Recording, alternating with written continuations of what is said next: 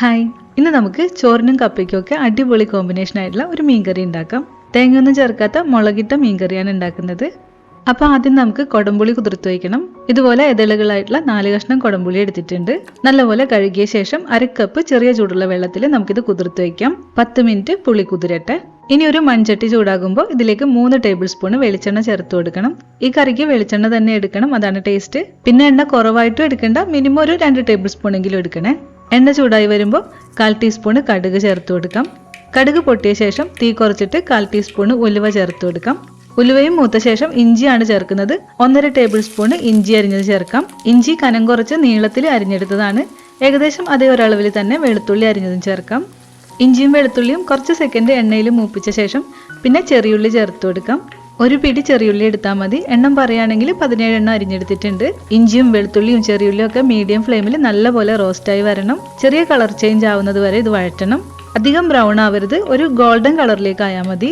ഒരു പച്ചമുളക് അരിഞ്ഞതും കുറച്ച് കറിവേപ്പിലയും കൂടെ ചേർത്തിട്ടുണ്ട്. ബാക്കി കറിവേപ്പില പിന്നെ ചേർത്താൽ മതി. പിന്നെ പച്ചമുളകൊന്നും അധികം ചേർക്കണ്ട. ഇപ്പോൾ ഇത് എല്ലാതും ലൈറ്റായിട്ടൊന്ന് കളറ് മാറി മൂത്ത് വന്നിട്ടുണ്ട്. ഇനി തീ കുറച്ച ശേഷം 1/4 ടീസ്പൂൺ മഞ്ഞൾപ്പൊടി ചേർത്തിട്ട് മിക്സ് ചെയ്യാം. ചട്ടിയും എണ്ണയും നല്ല ചൂടുള്ളത് കൊണ്ട് മുളക് പൊടി നേരെ ചേർത്താൽ ചിലപ്പോൾ കരിയാൻ ചാൻസ് ഉണ്ട്. അപ്പോൾ കുറച്ച് വെള്ളത്തിൽ മിക്സ് ആക്കിയിട്ടാണ് ചേർക്കുന്നത്. 3 ടേബിൾ സ്പൂൺ കാശ്മീരി മുളക് പൊടി അല്പം വെള്ളത്തിൽ മിക്സ് ചെയ്തെടുത്തിട്ടുണ്ട്. ഇത് ചേർത്ത് കൊടുക്കാം.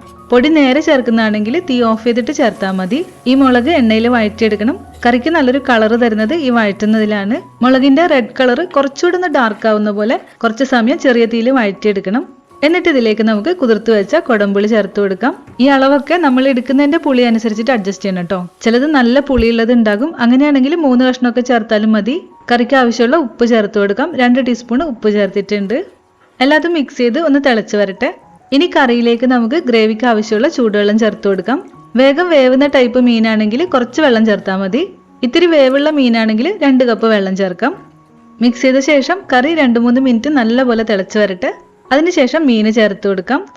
700 ഗ്രാം മീൻ കഷ്ണമാണ് ചേർക്കുന്നത്. ഗ്രേവിയുടെ ഉള്ളിലേക്ക് നിൽക്കുന്ന രീതിയിൽ മീനൊക്കെ ഇട്ട് കൊടുക്കണം. ഇനി മീഡിയം ഫ്ലെയിമിൽ 10 മിനിറ്റ് കറി തിളച്ച് വരട്ടെ. മീനൊക്കെ വെന്ത് വരണം. 10 മിനിറ്റ് നല്ലപോലെ തിളച്ച ശേഷം കറിയിലേക്ക് ആവശ്യത്തിനുള്ള കറിവേപ്പില ചേർത്ത് കൊടുക്കാം.